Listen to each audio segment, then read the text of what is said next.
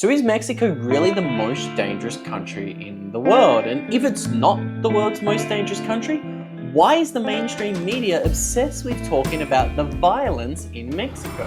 More than 500 people have now been killed in a cartel civil war in Sinaloa, western Mexico. After almost 3 months of violence, there's no end in sight. So since I left Australia in 2022, I've actually lived in Mexico on at least 6 or 7 different occasions for multiple months at a time. And today I want to share what my experience has been like in Mexico, living in even some of the most dangerous states like Acapulco, which is supposed to be the world's most dangerous city. So I want to talk a little bit more about the reality and maybe the things that are a little bit wrong and the misconceptions. And I kind of know exactly what this feels like because I actually lived in Guerrero for about 3 weeks.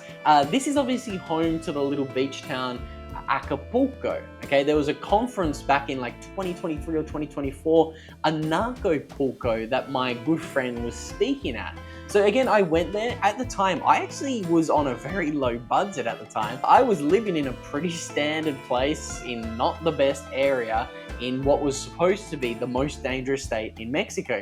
And I had 0 problems the whole time. I walked on many occasions, multiple kilometers to and from the shops, up the main drag of Acapulco, and I never felt unsafe. Okay, so again, just because statistically a state or a city is supposed to be super violent, again, I think location is really important to understand. And again, that caveat, who is involved in the violence? Is it innocent tourists involved in the violence being sought out by the criminals? Or is it inter-gang violence? This is a really important caveat that I just don't see being discussed when it comes to Mexico. Another important point is this. So I think a lot of tourists, they see the statistics and the news headlines and they think if I go to Mexico, I'm going to be in huge trouble, like I was actually told from all of my friends back in Australia. I feel far more unsafe living in places like Portugal than I have in Mexico. Big misconceptions about the violence and the safety in Mexico. Even the statistics now are actually starting to show us that the trend is getting better in Mexico. And again, this is a massive misconception. I think the trend of violence all across the world, sadly, I hate to have this opinion, but I think it will continue to get more and more violence as wealth inequality continues to explode. Now again, wealth inequality, not necessarily a bad thing. That's not necessarily the scope for today's video, but we can see it very clearly. Wealth inequality is widening. That's because we're going through a currency transition.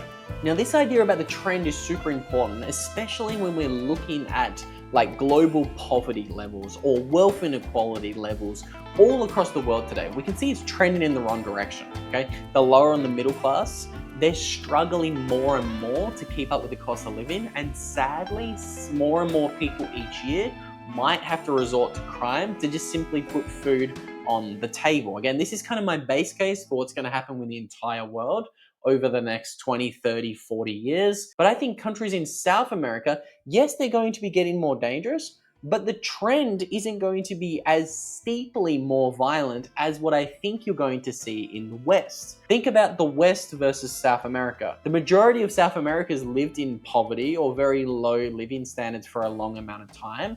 If life gets a little bit harder and a little bit harder for them each year, I think they're already acclimatized to deal with that.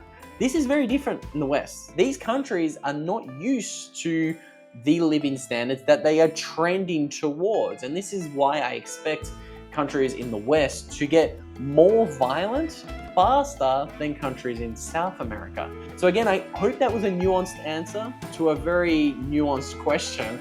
Is Mexico safe to live in? Again, there's lots of different perspectives to be aware of. I hope this video was valuable. If you do want to learn another 4 things that every digital nomad or traveler must know about Mexico before you go there, we actually posted a video on our YouTube channel. So if you haven't seen that, click on that link down below. And with all that said, let us know in the comments down below. Have you traveled to Mexico? Do you think it's safe, or do you think the mainstream media is right? We'd love to hear from you. So let us know in the comments down below and check out the full YouTube video on Mexico. Also linked down below. See you in the next video.